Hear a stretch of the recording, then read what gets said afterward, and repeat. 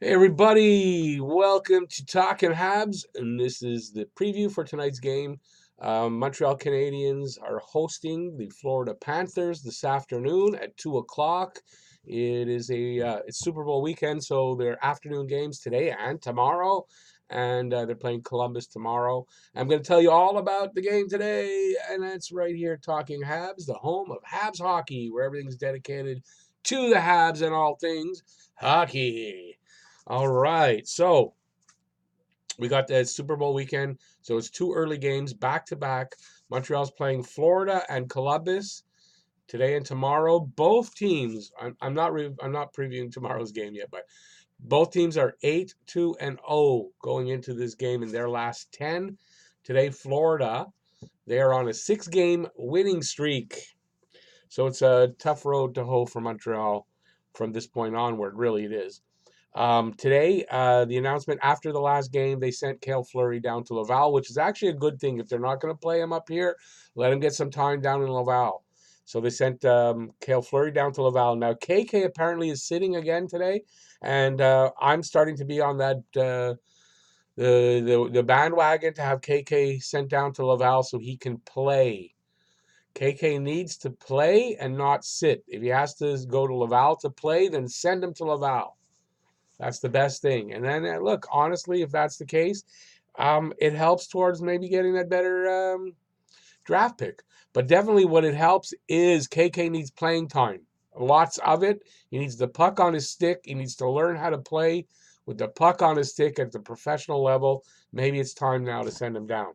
Okay, so on this note, here's the stats for the game. Montreal is 23, 22, and 7, and fifth in the Atlantic. They moved up past 1 point past Buffalo because of the last win. At home, they're 10, 13, and 4. That record needs to improve. Against the East, they're 12, 14, and 7. They've scored 160 goals and given up 162. So basically even. In their last 10, they are 5, 5, and 0 with a one-game winning streak. Florida is 28, 16, and 5 and holding on to that third spot in the Atlantic, which is, if Montreal's going to make the playoffs, they're not going to get it by getting a wild card spot. Very unlikely. They're going to have to take hold of the third spot and get in that way. On the road, Florida is 12, 8, and 3. Against the East, 17, 12, and 3. So they're pretty strong on the road and against the East. They've scored 183 goals while giving up 163. So that's a plus 20 differential. Habs have a -2 differential, so. In their last 10, they're 8-2-0 and have won 6 in the road coming into this game. Head to head, these teams have played 3 games so far. Montreal is 2-1-0, and that means Florida is 1-2-0. Goals per game, Montreal 3.7, Florida 3.0. Sorry, today I don't have the ranking in the league. Goals against per game, 3.3 for Montreal, 3.1 for Florida. So you can see very slight edge to Montreal in goals for and goals against, but negligible, really. Power play percentage, 24.2 for Montreal. At home, not a great power play. It's better on the road, but the last home game, I believe they did score one. So let's hope they score another one. Florida, is 20%. So it's a little edge there for Montreal.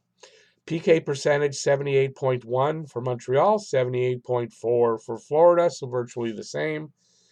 Shots for per game, 32.1 for Montreal, 31.6 for Florida, almost the same.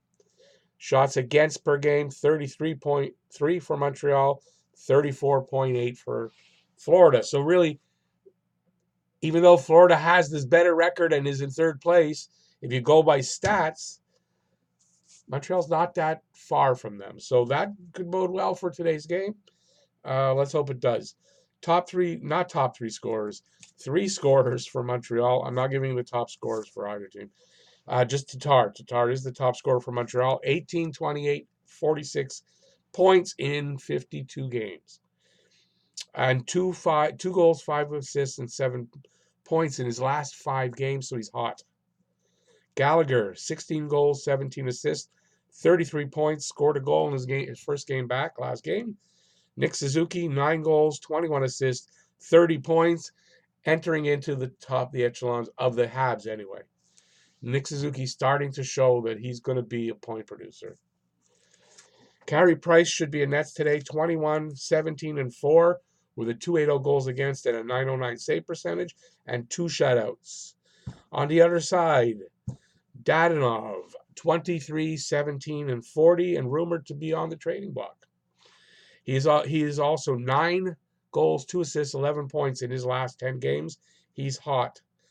Brett Connolly, 16 goals, 13 assists, 29 points. Frank Vetrano, 14 goals, 13 assists, 27 points. I pulled those guys because I had them in a video as possible trade bait. Should be Bobrovsky in nets. He's 19, 12, and 4 with a surprising 3.24 goals against and only an 8.98 save percentage with 1 shutout. Hopefully that bodes well for Montreal. Although I do think Bobrovsky usually does well against Montreal, but those numbers bode well for Montreal. So, to repeat, Florida's on a 6-game winning streak. They're also 13-4-0 in their last 17 games. Montreal is 5-2-0 in their last 7 games, which is good. Ilya Kovalchuk is 5 goals, 4 assists for 9 points in his last 10 games. And the biggest reason they should keep him is this guy is capable of close to a point a game. So I hope they re-sign him for 1 year. I really do. And I think it's likely. I know everyone thinks trade him for a draft pick, but why? What's a draft pick going to give you that's better than having Ilya Kovalchuk for 1 more year? To mentor these kids that look up to him, to have him be the guy that can get that goal when we need one. We don't have an elite player like that other than him. So I think they should keep him, and that's the reason why. If they're going with this current lineup, and it looks like the lineup will be the same as against Buffalo, it's time to send KK to Laval. If KK isn't going to be in the lineup, and look, when Drouin comes back, there's another spot. Like, it's time maybe to send KK to Laval to continue his development there. And it can't hurt him at this point. It's not, at this point, maybe there's no spot for him. They need to send him to Laval. Send him to Laval. I mean, if he's going to sit in the press box, what is the damn use of that? I don't get. Okay, with home ice advantage, that means they get the last change on the ice. They need to shut down the Huberdeau, Barkov, Dadonov line. Huberdeau is a Habs killer. So thank God Barkov and Dadonov not so much, but Huberdeau is a Habs killer. They need to shut down Huberdeau. That's like point final. They need to shut down Huberdeau. If they can shut down Huberdeau, they have a chance in this game. They should win this game. If they can't shut down Huberdeau, who knows what could happen. This guy's capable of 4 or 5 points today. And that means that line capable of just destroying the Habs. So shutting down the first line of the Florida Panthers is essential. Play their game offensively and transition quickly. So they got to play their game offensively and transition quickly when they get the puck on the rush. Get out there and get up there quick and score some goals. They need a tight defense. They got to play a tight defense today. That's how they're going to shut down. It's going to be Deneau's line and the defense to shut down that first line of Huberdeau, Barkov, and Dadonov. Price needs to play lights out. As I said, he needs to play lights out in every single game going forward. When he has a bit of a letdown, you're going to have a loss maybe. That's what it's down to. Price needs to stand on his bloody head to win games. Or else, look, at least if they don't win, the prize is a good draft pick. It's kind of a win-win for Montreal. They make the playoffs. They're probably not going to do much there. It's a win still. They made the playoffs. And if they lose and they get a good draft pick, well, they're going to get a really good draft pick, and it's a win for Montreal. So we're in that position where, look, either way it goes, it's a win-win. So if Price is lights out, they should win. Panthers are also due for a loss. 6 wins in a row. How many can you win in a row? You're due for a loss at some point. So let's hope that's the case today. They're due for a loss. They have a letdown game. We keep that first line at bay. Price plays well. The defense is tight. There you go. Keys to victory for this game. Prediction for the game. I am predicting this to be a 4-3 Montreal victory.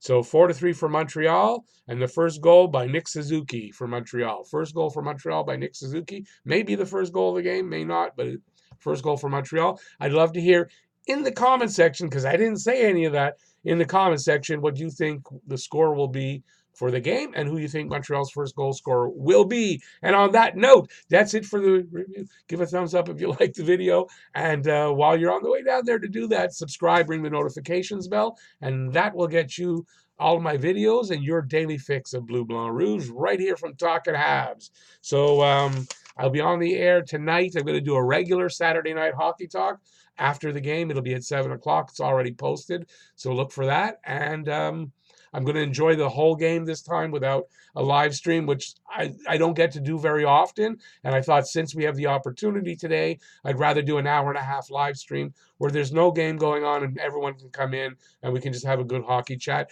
Plus, if you're still listening and you've entered in the contest for the t-shirt draw, that is happening tonight. We're drawing the t-shirt winner tonight. So hope to see you all there. And I went way past where I should have been for you to watch the videos that I'm going to put up. But if you're still here and you want to watch those videos, I'm going to put a couple videos up there. Hope you check them out. Thanks for watching. Peace out, y'all.